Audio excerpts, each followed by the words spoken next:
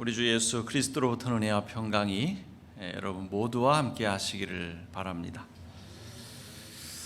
오늘 이 복음서의 배경에는 이 백성의 감정을 자극하는 두 가지 사건이 있었습니다. 하나는 빌라도 총독의 학살 사건이 있었고요. 또 하나는 실로암 망대의 붕괴 사고가 있었습니다. 우리 일제 강점기를 생각해 보시면 좀 도움이 될 것 같은데요. 그때 당시 우리 선조들은 일본의 그 압제에 호락호락 당하기만 하지는 않았죠. 윤봉길 의사는 일왕의 생일과 승리 기념 그 행사장에 폭탄을 던지기도 했고요. 또 이토 히로부미를 저격한 안중근 의사도 있었고요.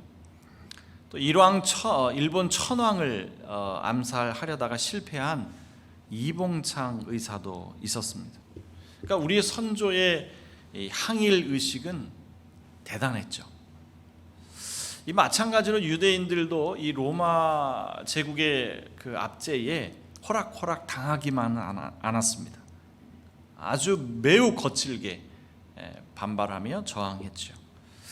그러던 어느 날 예루살렘에서 일종의 항거운동이 일어났고요. 그때 이 빌라도 총독은 이들을 강력하게 진압하는 과정에서 학살을 자행하게 된 겁니다. 그래서 유월절을 지내기 위해서 이 예루살렘에 왔던 이 갈릴리 사람들이 그 이 항거운동에 동참했다가 이제 참변을 당하고 만 거죠. 이것이 하나의 사건이고요. 또 하나는 우리 얼마 전에 그 광주 한 아파트 공사 현장에서 외벽이 붕괴되면서 인부 6분이 이제 희생을 당하지 않았습니까? 마찬가지로 실로암 망대가 그러니까 높이 세워뒀던 타워가 무너지면서 18명이 죽는 사고가 있었습니다. 그러니까 이 두 가지 사건과 사고가 오늘 본문 말씀에 이제 배경이 되고 있는 것인데요. 그 당시 사람들을 지배하고 있었던 생각 속에는 인과응보 사상이라고 하는 것이 있었어요. 그러니까 이런 사건과 사고를 통해서 변을 당한 사람들은 그에게 특별한 죄가 있었기 때문이다. 그 죄 때문에 죄에 대한 벌로서 이런 재앙을 당하게 된 것이다. 이런 생각이 있었던 거죠. 여러분, 예수님의 생각은 어땠을까요? 예수님은 이 두 가지 사건과 사고를 언급하시면서 3절과 5절에서 똑같은 말씀을 하시죠. 그렇지 않다. 내가 너희에게 말한다. 너희도 회개하지 않으면 모두 그렇게 망할 것이다. 그러니까 3절과 5절 똑같은 말씀을 하고 계세요. 뭐가 그렇지 않다는 거죠? 참변을 당한 사람들보다 더 큰 죄인이라고 생각하느냐? 그러니까 참변을 당한 사람들이 너희들보다 더 큰 죄인이라고 생각하느냐? 그래서 변을 당했다고 생각하느냐? 아니다. 그렇지 않다. 너희도 회개하지 않으면 너희도 변을 당할 수 있다. 이런 얘기죠. 그러니까 어떻게 들리느냐에 따라서 예수님이 그 인과응보의 사상에 동의하는 것 같기도 하고, 혹은 어떻게 들으면 또 거부하는 것 같기도 하게 들린단 말이죠. 뭘까요? 예수님의 생각은 어떤 것이었을까요? 요한복음 9장에 보면 나면서부터 시각장애인이었던 사람의 이야기가 나오죠. 그때도 사람들은 예수님께 질문했어요. 이것이 그 당사자의 죄 때문입니까? 아니면 부모의 죄 때문입니까? 그랬을 때 예수님 뭐라고 대답하셨어요? 그 사람 때문도 아니고 부모의 죄 때문도 아니다. 하나님이 하시는 일을 드러내기 위함이었다. 이렇게 말씀하셨죠. 그러니까 예수님은 그 당시 사람들이 지배하고 있었던 인과응보의 사상을 부정하십니다. 여러분, 오늘 본문 말씀도요, 우리가 두 부분으로 좀 나눌 수 있는데 1절부터 5절까지는 이 두 개의 사건과 사고에 관한 이야기를 하고 있다면 6절부터 9절까지는 열매를 맺지 못하는 무화과 나무의 비유가 나오고 있죠. 여러분, 이 비유가 말하고자 하는 것이 뭡니까? 네? 어떤 사람이 무화과 나무를 심었는데 열매를 맺지 못한다는 거죠. 3년 동안 기다렸지만 열매를 맺지 못했다. 그러니 찍어버려라. 주인이 그런 거예요. 그랬을 때 이 포도원 지기가 주인에게 말합니다. 올해만 더 기다려 보십시오. 한 해만 더 기다려 보죠. 한 해만 더 열심히 걸음을 주고 열매를 맺도록 노력을 해보고, 그래도 열매를 맺지 못하면 그때 가서 찍어버립시다. 이렇게 얘기한 거예요. 이 비유가 말하고자 하는 것이 뭘까요? 심판의 유예죠. 심판의 유예. 그러니까 회개할 기회를 더 주자는 이야기입니다. 열매를 맺지 못하는 나무는 찍어버리고 열매를 맺는다면 살려두자. 바꿔서 말하면 회개하지 않는 나무는 찍어버리고 회개하는 나무는 살려두자, 이런 얘기죠. 전반부의 이야기와 후반부의 이야기를 서로 연결해 보면 오늘 본문 말씀에서 예수님은 이 회개에 관한 말씀을 하고 계시는 겁니다. 회개의 강조점이 있다는 거죠. 재앙과 심판의 연관성을 말씀하시고자 하는 것이 아니라 회개에 관한 이야기를 지금 하고 계시는 거거든요. 오늘 우리가 구약의 말씀도 관련된 이야기를 읽었잖아요. 그런데도 여전히 이 재앙과 심판을 연결짓는 사람들이 있어요. 오늘날에도 이 세월호 참사가 벌어졌을 때도, 또 어떤 곳에 대형 지진이 발생하거나 천재지변이 일어날 때도 자꾸 재앙을 하나님의 심판과 연결짓는 사람들이 있다고요. 오늘날에도 여전히. 들어보세요. 하나님이 공연히 세월호를 침몰시킨 게 아닙니다. 나라를 침몰시키려는 사람들이 있으니 하나님께서 이런 어린 학생, 꽃다운 애들을 침몰시키면서 국민에게 기회를 주는 것입니다. 어떤 분이 이런 발언을 했다가 큰 논란이 있었던 적이 있었죠. 그러니까 이 재앙과 심판의 연결고리를 끊지 못하고 여전히 2000년 전 유대인들처럼 사고하고 있는 사람들이 있다는 거죠. 거기에 머물러 있어요.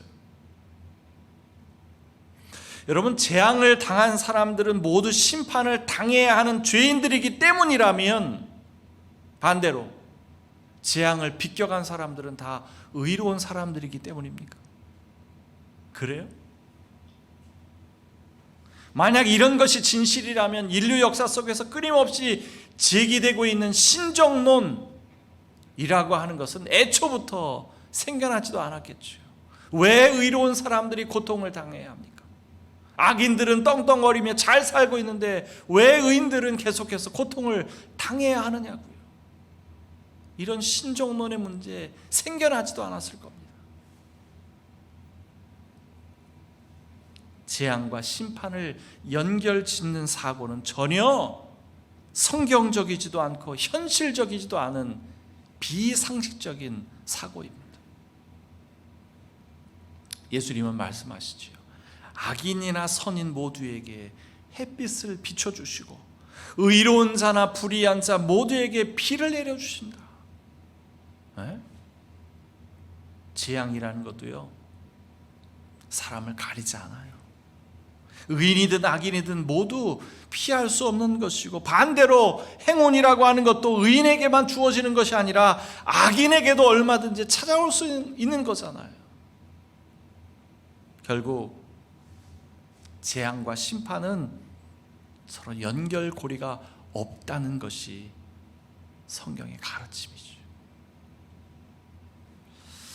오늘 본문 말씀이 말하고자 하는 핵심은 회개의 중요성입니다. 회개의 중요성이에요. 심판과 재앙과 심판의 연결 이런 이야기가 아니라 회개의 중요성이라고. 종교개혁가 짱 깔뱅도 이런 이야기를 했잖아요. 그리스도인의 삶은 회개하는 삶이다. 그리스도인의 삶은 회개하는 삶이다. 장깔뱅이 말한 것처럼 회개는 우리 그리스도인의 삶 속에서 떼려야 뗄 수 없는 것입니다. 특히 이 사순절기에 가장 적합한 주제가 있다면 그것이 바로 회개지요. 그래서 오늘 이 본문 말씀이 사순절기에 배치되어 있는 겁니다. 이쯤에서 오늘 이 말씀의 제목에 관한 설명이 있어야 할 것 같은데요. 오늘 말씀의 제목은 한나 아렌트가 쓴 예루살렘의 아이히만이라고 하는 책에서 따온 겁니다. 제가 만들어낸 제목이 아니라 그 책에서 따온 거예요.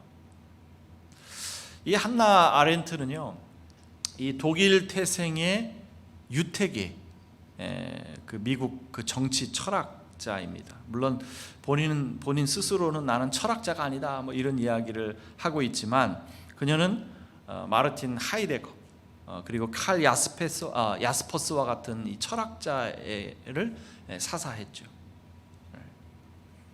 그러니까 이 한나 아렌트는 독일의 부유한 유태인 가정에서 태어났습니다. 그러니까 독일에서 태어나서 거기서 성장하고 거기서 교육을 받았죠. 말씀드렸던 것처럼 이 하이데거, 칼 야스퍼스 이런 사람을 통해서 이제 공부를 한 것인데, 하이데거와는 연인 관계였다라고 또 알려지기도 했습니다만, 어쨌든 그를 떠나서 칼 야스퍼스에게 가서 이제 박사학위를 받거든요. 그러다가 이제 히틀러가 집권한 이후에는 프랑스로 망명을 해서 이제 그 반나치 운동에 가담을 했다가 이제 그 유대인 탄압이 점점 고조됨에 따라서 이제 미국으로 또 다시 망명을 해서 거기서 이제 살게 되는데, 그러다가 1960년 노예 이제 독일의 나치 친위대 장교였던 아돌프 아이히만, 이 사람 아돌프 아이히만이 체포돼서 예루살렘에서 재판을 받는다는 소식을 듣고 미국의 잡지 뉴요커의 그 특파원 자격으로 그 재판에 참가를 합니다. 그때 그 재판 기록을 토대로 예루살렘의 이 아이히만이라고 하는 책을 출판하게 되는데, 이 책에서 그녀가 제시한 개념이 바로 악의 평범성입니다. 악의 평범성. 여러분 잘 아시는 대로 히틀러 치하에서 학살된 그 유대인은 600만 명에 이릅니다. 이때 독일 점령하에 있었던 유럽 각지에서 그 유대인들을 체포하고 또 이 사람들을 강제 이주시켰던 그 역할을 했던 인물이 바로 이 아돌프 아이히만이라고 하는 사람이거든요. 근데 이제 그 독일이 패망을 한 이후에는 이제 가족들과 함께 아르헨티나로 이제 도망을 가서 이름도 숨긴 채 15년 동안 그렇게 살다가 결국 이스라엘의 비밀 정보원에 의해서 이제 체포가 되고, 그래서 예루살렘에 끌려와서 이제 재판을 받게 되는 거거든요. 근데 이 재판 과정을 유심히 지켜본 한나 아렌트는 아이히만이 법정에서 자신을 변론하는 모습을 보면서 충격을 받아요. 이 홀로코스트의 실무 책임자였던 아이히만은 수많은 유대인 학살의 주범 가운데 한 사람 아닙니까? 물론 그는 유대인을 직접 죽이거나 거기에 가담한 일이 없다고 이야기해요. 물론 그게 사실일 수도 있죠. 하지만 자신이 한 일로 인해서 수많은 유대인들이 죽을 것이라고 하는 것을 분명히 알고 있었거든요. 이런 반인류적인 범죄를 저질렀음에도 불구하고 법정에서 나는 죄가 없다 이렇게 이야기하는 거예요. 나는 괴물이 아니다. 나는 시키는 대로 했을 뿐이다. 내가 아니더라도 누군가는 그 일을 했을 것이다. 나는 그저 국가의 명령에 따랐을 뿐이다. 나는 유대인에게 적개심을 품지도 않았고 유대인을 죽이는 일에 관여하지도 않았다. 홀로코스트는 그냥 있었던 일이다. 이렇게 말합니다. 여러분, 그는 이제 사형을 당하는 순간까지도 자신의 잘못을 인정하지 않아요. 인정하지 않습니다. 그리고 사형이 집행되는 순간에도 그는 잠시 후면 우리 다 같이 다시 만날 겁니다. 네? 이것은 모든 사람의 운명입니다. 독일 만세, 아르헨티나 만세, 오스트리아 만세, 나는 이들을 잊지 않을 겁니다. 이러면서 형장의 이슬로 사라지거든요. 끝까지 자신의 잘못을 인정하지 않고, 마치 억울한 사람이 멋지게 죽어가는 것처럼 이렇게 말하면서 죽는단 말이에요. 그러니까 이 재판 과정을 지켜본 유대인들이 얼마나 분개했을까요? 얼마나 분개했을까요? 모두 그를 악마라고 손가락질했겠죠. 그런데 이 재판 과정을 지켜본 한나 아렌트는 이렇게 말하는 거예요. 아이히만은 괴물 같지도 않고 악마 같지도 않았다. 이 발언 때문에 같은 유대인들에게 엄청난 공격을 받기도 했죠. 근데 얼핏 들으면 이 한나 아렌트의 발언은 아이히만의 편에서 말하는 것처럼 들리기도 하지만, 사실 그는 책에서 아이히만의 정곡을 찌르는 이야기를 합니다.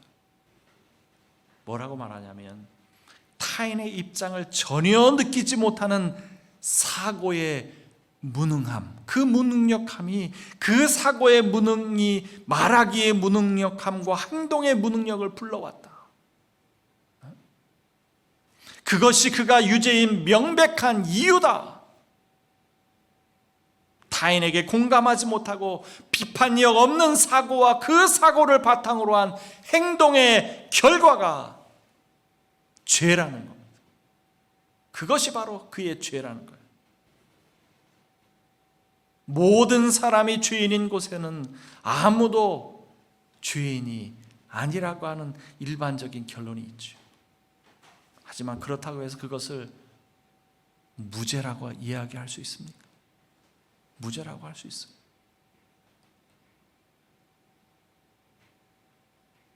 아렌트는 혹시 모를 그 유대인의 공격이 있을 수도 있기 때문에 이 유리관에 갇혀서 재판을 받는 그 아이히만의 표정을 보면서, 그 따분한 표정을 보면서, 그리고 나는 국가의 명령을 따랐을 뿐이라고 반복해서 말하는 그 아이히만을 보면서 그 천박함에 충격을 받았다.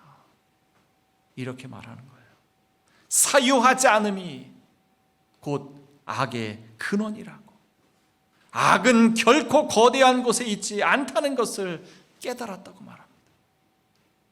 아이히만을 엄청난 범죄자로 만든 것은 순전한 무사유, 그 순전한 무사유였다. 이렇게 말하는 거예요.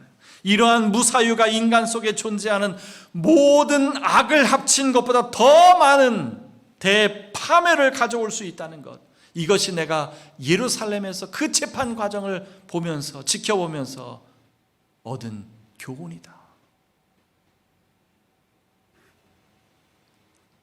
한나 아렌트의 명언 중에는 이런 말도 있어요. 위험한 생각이란 없다.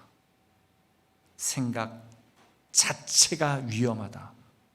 하지만 생각하지 않는 것은 더 위험하다. 우리도 사유하지 않으면 그 누구라도 나도 모르는 새에 엄청난 범죄자가 될 수 있다는 것을 한나 아렌트는 우리에게 말해주고 있습니다. 나는 누구를 해코지 한 적도 없고, 나는 누구를 살인한 적도 없으며, 나는 심지어 누군가를 미워하지도 않았습니다. 그러니 나는 무죄라고 주장할 수 있습니까? 그래요? 만약 이런 생각을 하는 사람이 있다면 그 사람이야말로 가장 위험한 사람이겠죠. 회개는요, 단순히 부도덕한 삶으로부터 돌아서는 것을 의미하지 않습니다. 그런 것은 굳이 기독교가 아니더라도 이야기하는 곳 많습니다. 성경이 말하는 회개는 근본적인 전환을 말하는 거예요. 예를 들면 죽음에서 생명으로의 전환이죠.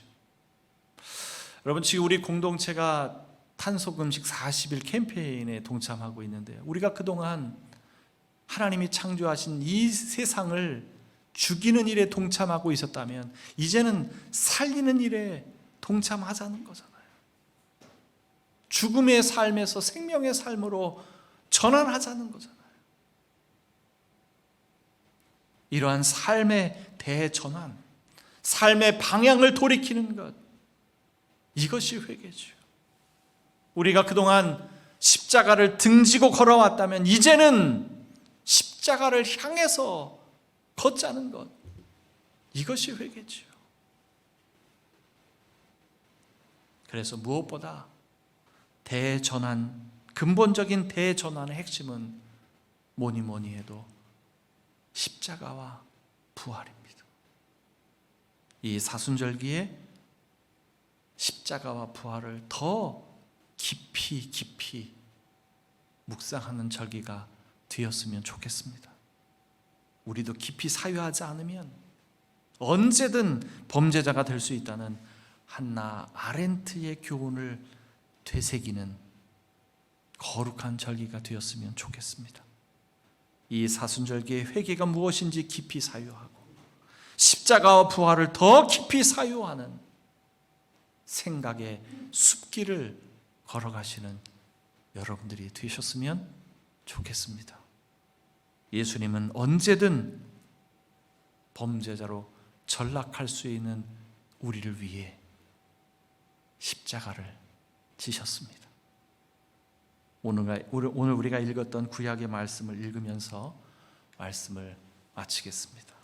만일 의인이 돌이켜 그 공의에서 떠나 죄악을 범하면 그가 그 가운데서 죽을 것이고, 만일 악인이 돌이켜 그 악에서 떠나 정의와 공의대로 행하면 그가 그로 말미암아 살리라. 모든 지각에 뛰어난 하나님의 평강이 그리스도 예수 안에서 여러분의 마음과 생각을 지킬지어다. 아멘.